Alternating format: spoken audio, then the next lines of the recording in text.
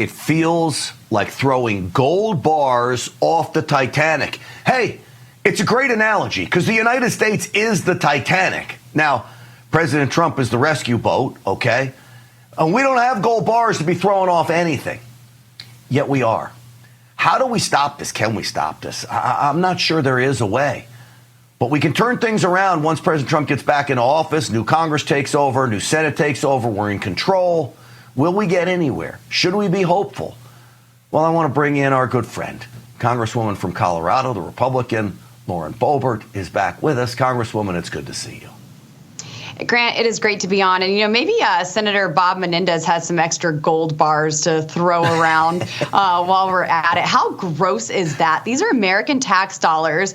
And God bless James O'Keefe and his team who uncover all of this corruption that goes on. Really, at times they're more effective than we are in the Oversight Committee because we just get lied to and stonewalled by anyone that we bring in.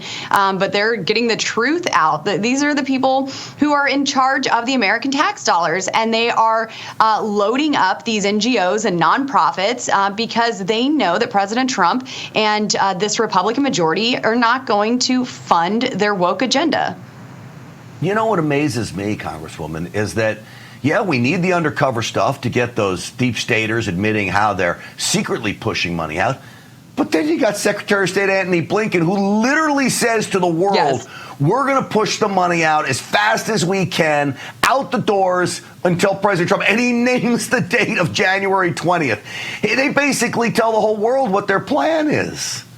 All while having both hands out, palms up, saying, give us more money. But here's the deal. Sleepy Joe's time to influence the spending agenda is over. The American people spoke in November and made it clear that they want President Trump to take the reins, or more exact, the purse strings. That's what we should be doing in Congress. Joe Biden should not have had as much power over those purse strings as he has in these past 4 years. But I'm not surprised that Biden is begging for Congress for more money, that all of these bureaucrats and unelected officials, these appointees, are saying we're going to spend, because this is all that they have done. Americans are suffering.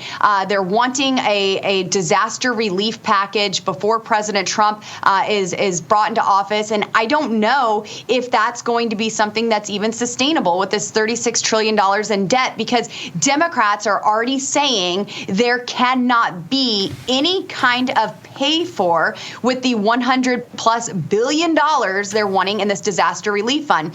Do we want to help Americans? Absolutely. Do we want to fund FEMA, who we have been reaming and trying to hold accountable for taking care of illegals over American citizens, or not taking care of American citizens because of their political affiliation or support of President Trump? I don't think so.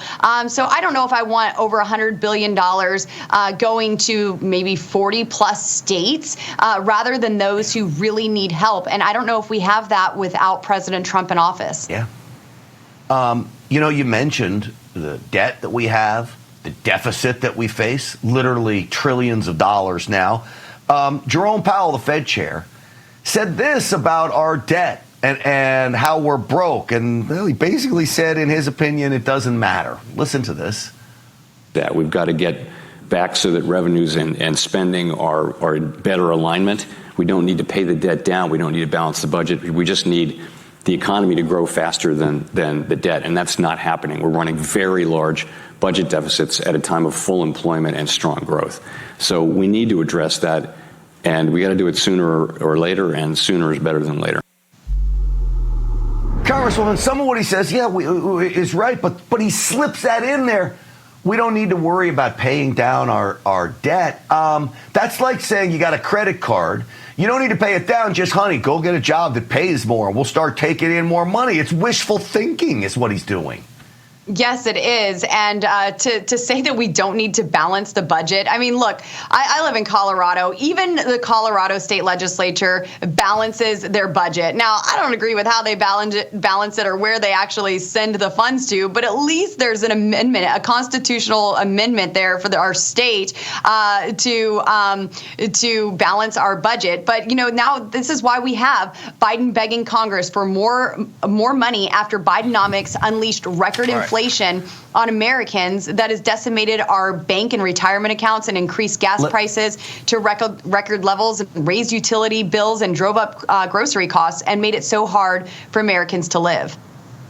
All right, let me give you one more before I let you go. The United Nations now, which I think is a huge drain on the United States taxpayer.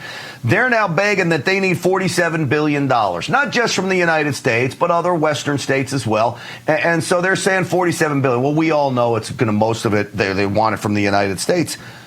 I'm tired of the United Nations. They would love to steal our sovereignty. They would like nothing more than to take this country over. $47 billion more to the United Nations. I'll give you the last word on this one.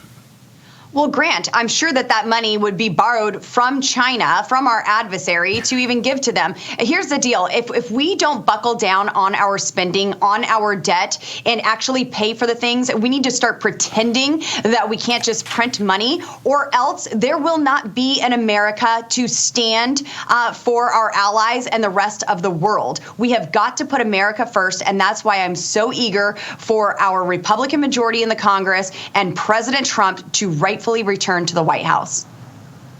I can't believe 4 years ago, I said, I can't wait for this 4 years to go by. We got to get there. I'm wishing 4 years of my life away. And you know what? It's upon us. We got 7 weeks. I can't wait for the 7 weeks to be up, but it's almost here. Congresswoman Lauren Boebert, it's great having you on the program.